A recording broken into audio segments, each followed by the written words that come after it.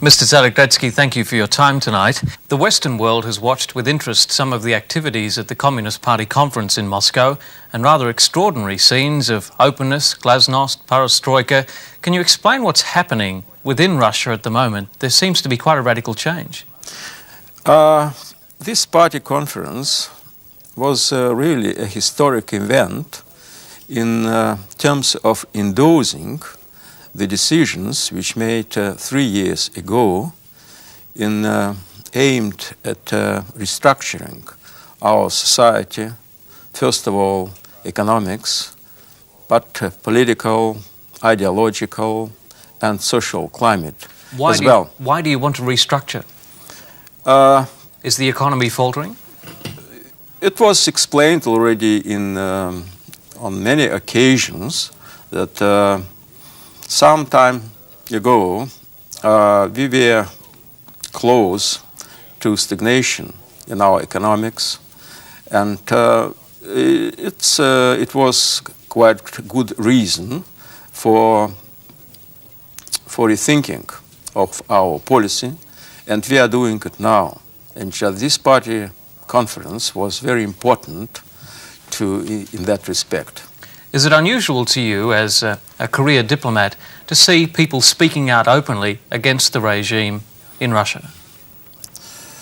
You know, just two generations, I emphasize, 2 generations, our people were in conditions different from what we have now. And of course it's not,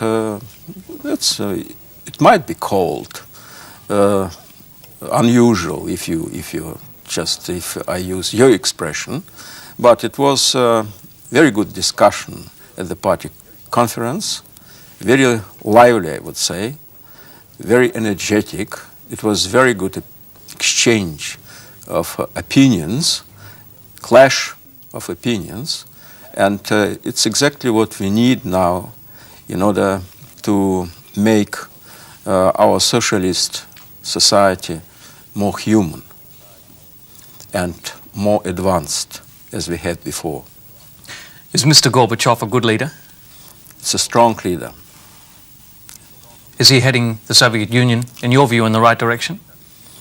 Yes, it's completely, it's not only my view, it's a leader who is doing a lot, who is thinking a lot, and who is a driving force, I would tell, just as to reforms we are just conducting now. Any sort of change must be very painful. Does Australia have a role to play in the opening of trade with our 2 countries? Do you feel that's an opportunity? We are looking for, not only for extending of trade, but for some projects, joint projects, I would say, for economic cooperation. What sort of projects are we looking at? Minerals? Some projects in Western Australia involving minerals, yes. Minerals, and to my understanding, it was discussed also the building of a power station there. But again, in connection with these minerals. How have you viewed the negotiations that have been going on regarding the presence of Soviet fishing fleets in Australia? That there is talk about possibility of our vessels coming to Australian waters and fishing if the Australians agree to that. Do you have spies on board, as people are claiming? I think it's a lot of nonsense about this spying business.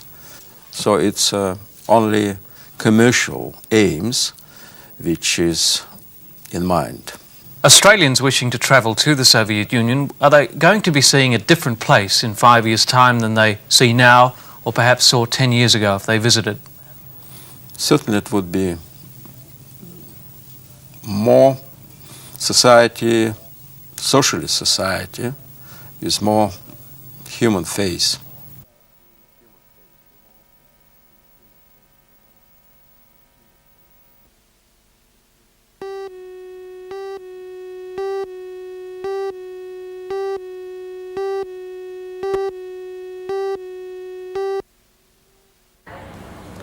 To have diabetes means that your pancreas is not producing enough natural insulin to break down the sugar in food. The blood sugar levels become erratic. Too low and some diabetics experience a coma. Too high and other problems emerge. They typically suffer eye and kidney complaints, as well as circulation problems in the legs and feet. A well-known Newcastle sporting identity, Ken Cole, is a diabetic, but he's better known for his ability to motivate teams to win.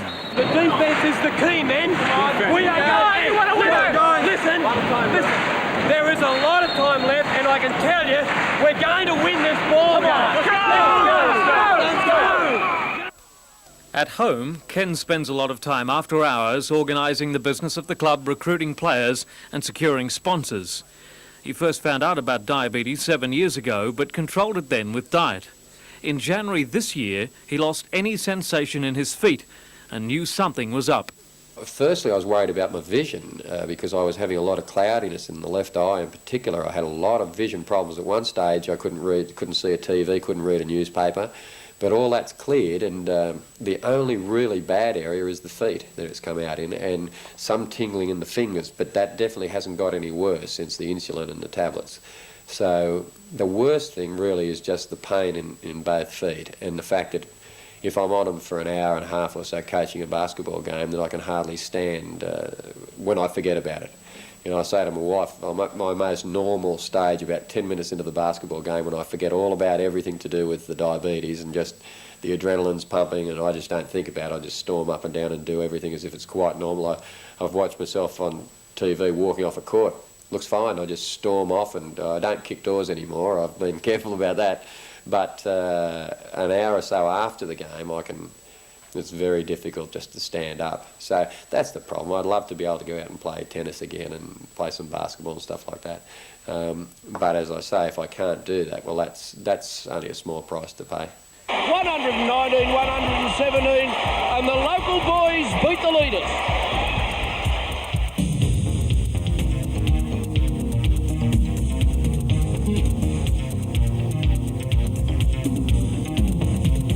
To Ken, the diet and the needles are all a matter of discipline, not a disability, but a positive influence on his life. I think once you accept it and listen to people and make the mental adjustments, it's not physical, you've got to make that mental adjustment to want to beat it.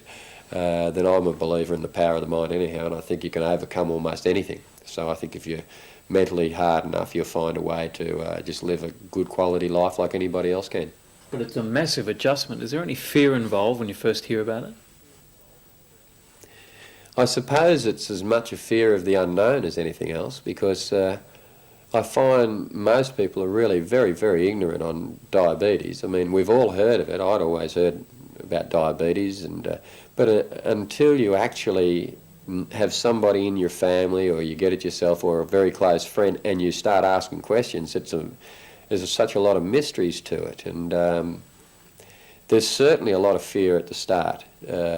A fear of the unknown, a fear of where you're going, a fear of injecting, you know. I mean, we're all sort of a little bit frightened of needles. You wonder how am I going to handle this, you know. I mean, at the start I used to think, if this is going to be the source of my life, you know, if I'm going to get up in the morning with my feet paining, I can't sleep more than an hour at a time at night, then I get up in the first thing in the morning, I've got to pump a needle into myself, I can't eat anything all day long, I can't exercise, I'm wearing down, I get so tired.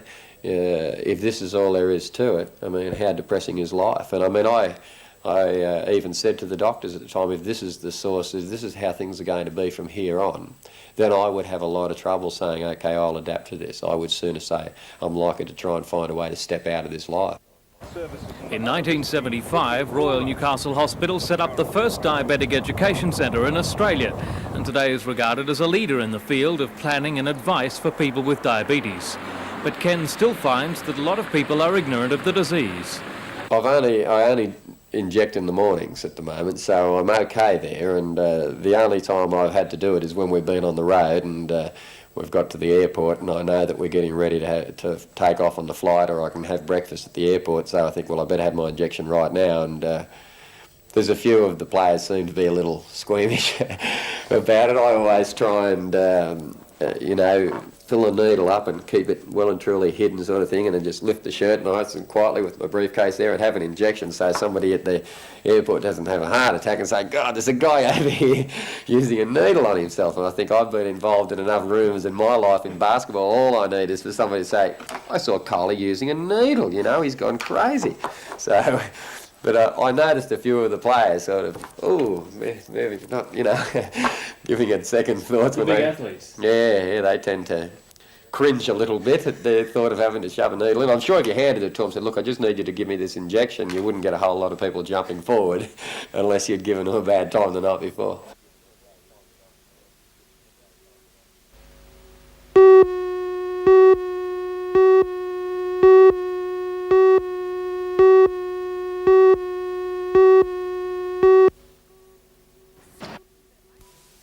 It's these little critters, dust mites, which have recently been blamed for many asthma attacks. When they die, they lay around, getting up your nose and into your lungs, irritating the airways and perhaps triggering those familiar symptoms. Today, researchers at But Sydney doctors have University documented a announced myriad of discovery. things which It can was trigger developed asthma, over 4 years, not made quite from able to put their leaves which collective have their finger own on protection any one against cause in mites. particular. The idea is to spray. Almost all asthmatics will wheeze with an infection, particularly a virus. Most will wheeze with cold air, many, particularly children, with exercise. After that, stress, some people, foods and drinks, some people, allergies such as house dust mite, being around furry animals, cats, dogs, pollens, all these sort of things. So often an allergy and asthma go hand in hand. Yeah, at 2 levels. They're fellow travellers, so an asthmatic is more likely to be allergic than a non-asthmatic. But then as well, if they are asthmatic, then those particular allergic reactions will trigger a response. For many people, the advent of the Ventolin puffer has been a lifesaver. Its controlled use helps stave off those minor attacks. But when it gets serious, it's up to the doctors and the ambulance service to keep asthmatics breathing. The idea is to suck the material in the mouth right down into your lungs. Ambulance paramedics have responded to the serious increase in both the number and intensity of asthma attacks with a series of new procedures. Now, John, I guess when we're talking about asthma, this is the first stage that an ambulance primary care team would go through when they come to an asthmatic patient, is exhibiting all the symptoms of a severe asthma attack. And so we can't underestimate the value of salbutamol or Ventolin, nebulized Ventolin in this particular incident. What we so often find is that people have their Ventolin at home that's either out of date, or in the panic of the incident, they're not taking the Ventolin into their mouth and their inhalers properly and sucking it right down into the alveoli, or the air sacs in their lung. The beauty of delivering the medicine in this particular way is that it's being driven by the oxygen that you can see attached to the nebulizer. It gets right down into the lung sacs, and in 50% of the cases that we're attending, they obtain immediate relief from this type of medication. The most serious cases are given an injection of adrenaline. The heartbeat is monitored in the back of the ambulance as the drug is administered. In 5 minutes, most asthmatics respond to adrenaline, quickly returning to normal. The asthma file that we have upstairs is littered with cases where adrenaline has definitely saved their life. And we could even make a bold statement to say that the death rate in the Hunter, as sad as it has been, would be a lot higher without this particular medication. One of the most revolutionary treatments being used by New South Wales paramedics is the chest thrust. It works on the principle that asthmatics need help breathing out. The procedure helps them do just that. There's a doctor in Royal North Shore Hospital, Dr. Malcolm Fisher, who's been promoting external chest thrusts as a means of helping asthmatics expel the air that they find so difficult to expel during the breathing process. 70% of cases which get to the hospital, still breathing, will live. But that still leaves some who fall victim, like 19-year-old Paul Healy of Hamilton. On the 13th of June this year, Paul died in hospital after an early morning asthma attack at home. It struck virtually without warning. His mother, Joy, relives that horrific moment, the pain still fresh in her mind. So I said goodnight and went off to bed, and was awoke by Karen to say that Paul wanted me. And I went in and he was sitting on the side of the bed didn't really seem distressed at all. Didn't really appear to be having any difficulty, with asthma. And he said, Mummy said, I can't breathe, will you get the ambulance? And I said to him, come on mate, where's your Ventolin? You'll be all right, because I really didn't think that he looked bad. And he used his Ventolin spray, and then he said, Mum, no, get the ambulance. So I asked Karen to sit with him and came and rang the ambulance straight away. Went back in and put a blanket around him to keep him warm. And he just so calmly sat there and said to me, Mum, I'm going to die. And I said, oh no, Paul, I said, you're not going to die, I love you too much. Plus, I've rang the ambulance is not very far away. You're going to be all right. And he said, no, Mum, he said, I'm going to die. And then I could see a sort of form of different colour coming into his face. And I again said to Karen, just sit with him. So I came and rang the ambulance again, and I said, for God's sake, will you please get an ambulance here? And the ambulance man said that the paramedics were on their way, that they should be pulling up almost any second at the door. And I went back into him and I put my arms around him and I held him, and he just was really starting to turn a really, really strange colour, which I'd never ever seen before. All his face just went blue, his lips went white, and then all this stuff started to come out his mouth, started to come out his mouth. And I cleared his mouth out and I tried to do mouth-to-mouth resuscitation on him, but I really felt at that stage that he had gone, because I couldn't seem to feel any heartbeat or anything. From the time that Karen said goodnight to him, we've sort of got it down to, it was approximately only 1.5 to 2 minutes from when he called out to say, get Mum for me. So it was unbelievably very, very quick. If only we can persuade everybody with asthma to take it seriously and take responsibility for their own illness. If they'll take the responsibility, then they'll take their preventative medication. Then they'll recognise the signs. And when things get bad, they won't stay at home to have another mill on the nebulizer on the pump. They won't have another 15 or 20 puffs on their puffer. They'll say, look, I'm in trouble, and they'll get help. They'll ring their doctor. They'll go to the surgery. They'll come to the hospital. They'll ring the ambulance, whatever it is, to get them proper care.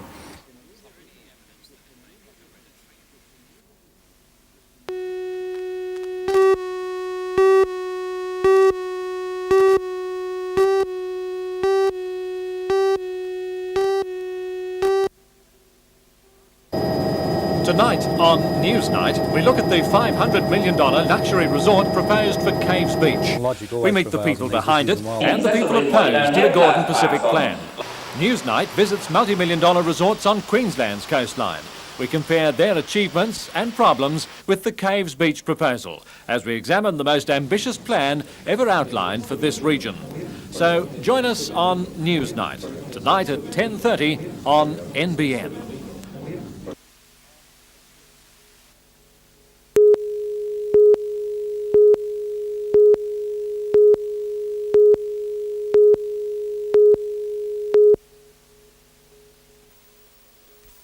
The state election in March was the first for the newly created seat of Port Stephens. It was formed by taking parts of the former seats of Newcastle, Waratah and Maitland. It stretches from the Newcastle suburbs of Mayfield West to Stockton, Raymond Terrace, Medowie and of course what's normally considered Port Stephens, Salamander, Nelson Bay and Shoal Bay. Nearly 36,000 people are now on the Port Stephens roll. That's 1,200 more than in March. Both parties have called in the political heavies in the campaign so far. Opposition leader Bob Carr for the ALP is using the catch cry 100 broken promises and is calling for a protest vote on the grounds of the Greiner government's education policy. We're saying that we shouldn't be bringing about a reduction in the quality of education at this time in our nation's history, in our state's history. Premier Greiner has targeted a land handover at the Harbourside Haven Retirement Village and the Nelson Bay Road as issues worthy of attention. More election promises? I'm not Barry Unsworth and Laurie Brereton. I mean, they used to run this nonsense about, if you don't vote for me, you won't get the money. But certainly the Route 108 isn't going to go away. The problem's not going to go away after Saturday, and we will fund it on the basis of need. But what about the voters? What things will sway them on Saturday?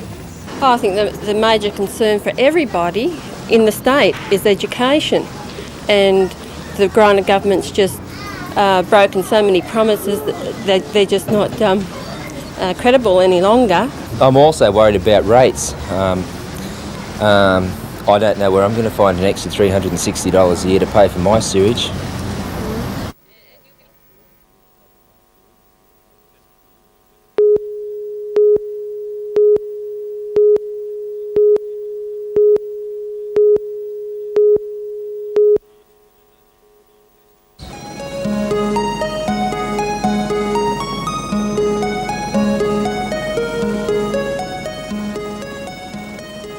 It's also a very fragile area. It's a small island surrounded by open country which potentially will be developed for completely residential development.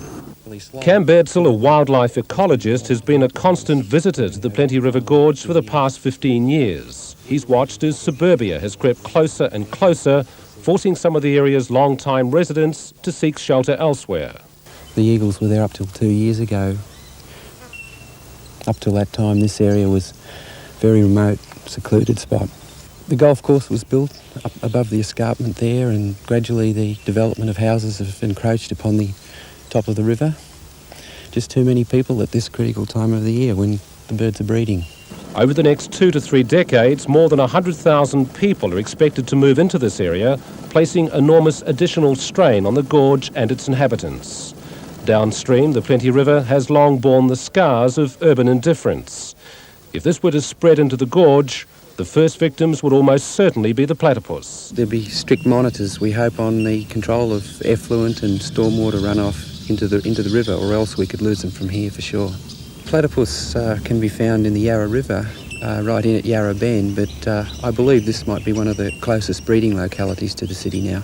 Cam Birdsall is heading a team from the Department of Conservation, Forests and Lands, which is surveying the flora and fauna of the region to find ways of minimising the impact of urban development. It's hard enough to keep what you've got now. I think it would be virtually impossible to bring it back if we let it slip further away. We're overlooking one of the steepest parts of the gorge. Local naturalists have banded together to fight for the future of the gorge and its bountiful wildlife. We generally avoid handling these unless we've got gloves. A lot of infections, viral infections these days. We're fairly careful with the way we handle a lot of the rats in particular. What we've got here is a common brush-tailed possum, and they're quite a nuisance in the urban area, but they're very much part of the native ecosystem out here. They're also called the tree dragon as well as the Jackie lizard. They're very, very agile climbers. The sugar glider can glide up to 50 or 60 metres when it gets to the top of the tree.